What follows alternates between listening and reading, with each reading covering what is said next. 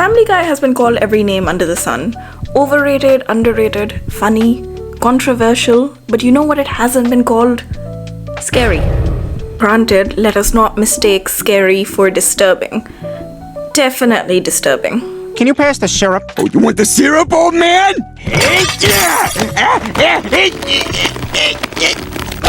Maybe it's harsh to say that they fail at it, but there's definitely a lot of areas where Family Guy is lacking. And to understand this, we need to understand what makes a good Halloween episode in the first place. So the first thing Family Guy misses on is it doesn't send us a clear signal that there's a Halloween episode happening. If you think about the Simpsons has this original idea of the treehouse of horrors. You have sensitive children. Maybe you should tuck them into bed early tonight instead of writing us angry letters tomorrow. And it's iconic, and everyone knows that every season is going to have its treehouse of horror. It has a completely different intro. It's broken down into different storylines. You know what to expect, and they become, like I said, iconic. And then you've got Bob's Burgers, for example. Bob's Burgers will change its color palette. It will change its tone. It really feeds into every year you almost feel like the kids are celebrating Halloween every year, because every year they're planning their different outfits and they're putting a lot of thought into it. And even throughout the series you see them talking about what they want to be for Halloween, so there's this sense of build-up that feels organic, whereas in Family Guy there's no real change. I mean, sometimes I think they have to put it out there, oh, it's Halloween on Spooner Street, or it's just so in your face. It just doesn't have that same, it just doesn't capture the atmosphere as well as its counterparts managed to do. Only one sure way to keep those ghosts and ghouls at bay. It's Stewie's spooky Quahog Nightmare Dumps. The second thing I think it misses the mark on is it doesn't understand how to be spooky while still being within the tone of the show. And weirdly enough, with Family Guy, it's got the kind of tone that it makes everything a satire and everything is made fun of. And when everything is made fun of, you can't actually pull off a gag that is a successful Halloween episode, because you can't build that tension. Every time Family Guy tries to build tension, there's a cutaway gag or there's something that just breaks it. And every time there's a sentimental moment, it's always just a few episodes down the line, or even within the same episode, someone says something to just cut that tension. And you're not really allowed to sit in anything. You're not allowed to have any build-up, because anytime you have any sort of momentum, there's gonna be a crash. Ha ha ha ha ha! Much laughter and exaggerated scenarios ahead. This joke was written by AI while the writers were on strike. In Bob's Burgers, you have mysteries, playful mysteries, like who's stealing the children's candy on Halloween night. And in The Simpsons, you've got examples of, you've got mysteries around the school, mysteries around the town, you have entities like aliens that come in. There's so many different ways to play it off and really have a fun time with it. But in Family Guy, there's nothing really playful about it. Sometimes it just turns into something that you don't necessarily want to see. For example, when Chris and Meg end up in the closet together for over 7 minutes. Chris? Meg? Did we need to see that? That's why I said they nail disturbing. They can't do playful, scary tension. Halloween is a way to play with character development. You get to see, Halloween has themes of being masked, but it also has themes of turning into, wearing a different sort of skin and a different sort of just expressing yourself in a completely different way. That's why someone like, if you take Tina for example, she's very good at Halloween. I'm gonna be a hot mess. I'm gonna dress really messy and then decorate myself in flames. Last year I was a mummy. This year I'm a mommy. And I'm single and I'm working 2 jobs and I'm just trying to get back out there. Belcher as a sandwich. And she's really good at Halloween because she already expresses herself throughout the year, but when the time comes, she's now surrounded by everyone who's expressing themselves. And you see her, you feel like she's more in her element. So that's why she loves Halloween, she loves zombies, all of it makes sense. It fits with her character. Same with Louise. Louise is a bit intense as a character, but you know, she likes all the gory, fun little things. Gory, maybe that's a bit intense for her, but you know, like she dives into Halloween. She likes scary costumes, and you can see her express herself. Peter Pan's Labyrinth. That's terrifying. What, this? Linda, make her stop. Louise, stop scaring your father. No. Same with Gene, same with all of them. But with Family Guy, I think one of the biggest issues is that they use a lot of references that are quite dated. I'm the oh my god reaction gif. And people get that? Yeah, everyone's dressed as gifs. Ain't that right, Pop? I think the appeal wears off very quickly because it's based on memes and internet fame. So Halloween episodes, they need a certain sense of overcoming and morality and emotional undercurrent for us to really be moved by it and feel something. Right? So stay with me. People are very torn between cutaway gags. Sometimes people think Family Guy use it too much and it just like takes away from the show itself. Some people really like it. Some people enjoy it. I enjoy them. I like them. I like cutaway gags. I've seen other shows adopt the cutaway gag without immediately taking it, and without it's so Family Guy oriented, you know when someone's doing a cutaway gag. So other shows try to do it as like flashbacks and things, but you deep down you know it's because the cutaway gag was so successful, right? The reason I'm bringing this up is because that sort of, the cutaway gag may have also been the downfall of the Halloween episode. Stay with me.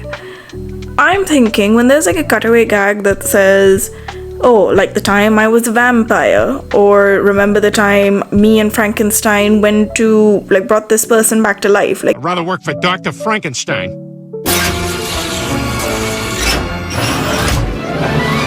you can say anything you want in a cutaway gag, right?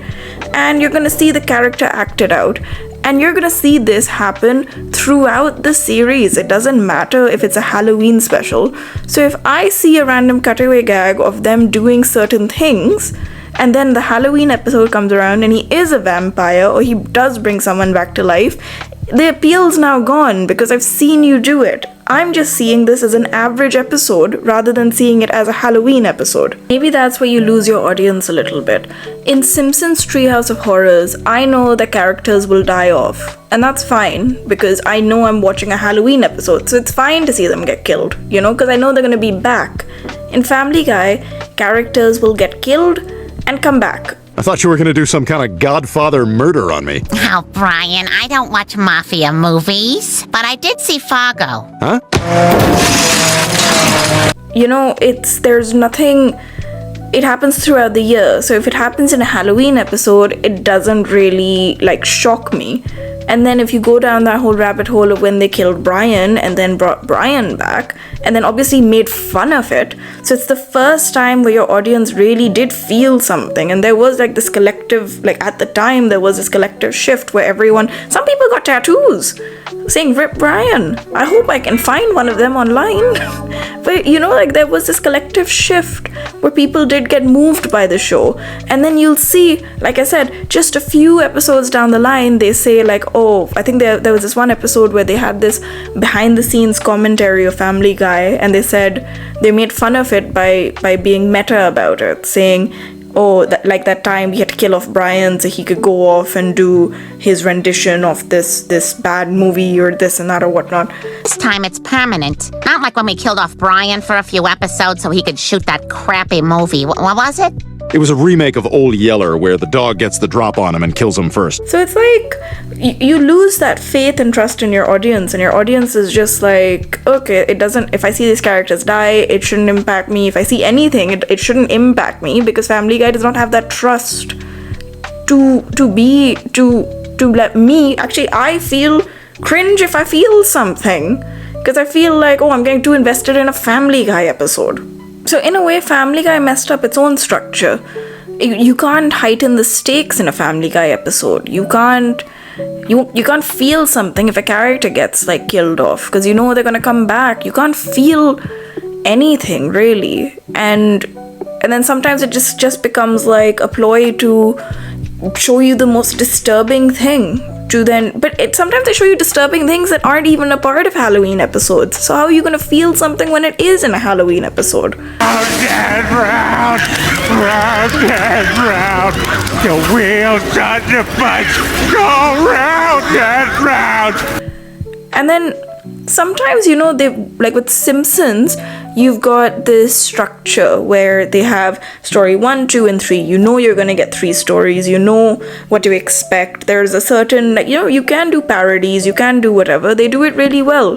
With Family Guy, sometimes you'll see in a Halloween episode, it will just be normal storyline, but it'll just happen to be Halloween at the exact same time. It might just be A and B stories, maybe A, B, and C stories, where only one of them is actually following something Halloween related, and the rest are just, again, yeah, it just happens to be Halloween at the time. So the structure is just, there's nothing in place for us to know what to expect. It's going to be different every single time. And I think that's why every time an episode comes out that's Halloween related, it's just different every time. They haven't been able to nail it down. And then I guess touching on parodies again, Family Guy parodies everything.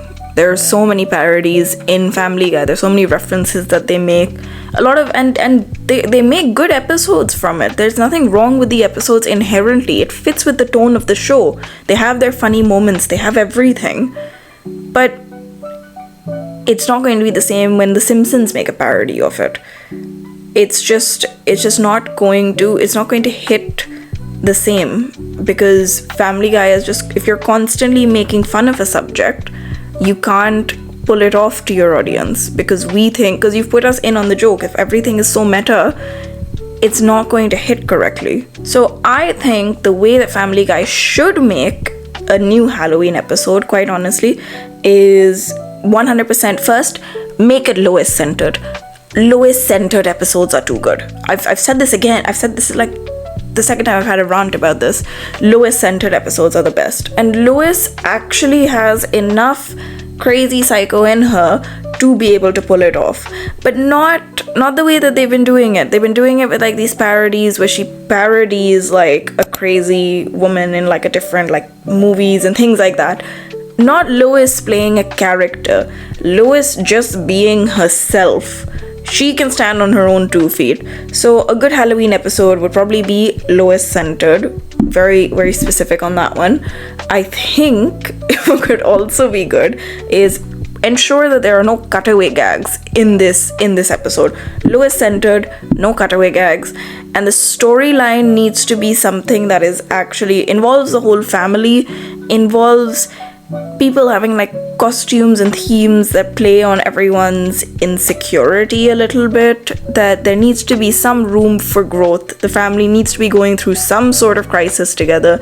And again, not like that Titanic crisis where for whatever reason we saw Meg and Chris throwing Meg's boyfriend's head across the Titanic while, oh god, it's just, as you start saying, and that was just a regular episode. It wasn't even a Halloween episode. A little help!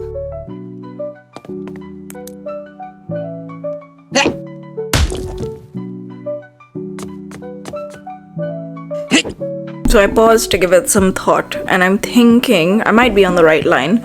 So it would be a Lois-centered episode where there are no cutaway gags whatsoever, so there's no way to cut the tension. You can keep building the tension. There should be an A story and a B story. I think the A story should focus more on Peter and Stewie. so that and it could be something like maybe Lois has to. So Family Guy's borderline is like absurdity. Like, you know, people time travel in the show, you see ghosts, you see everything, there are zombies, you can see all of these things play out.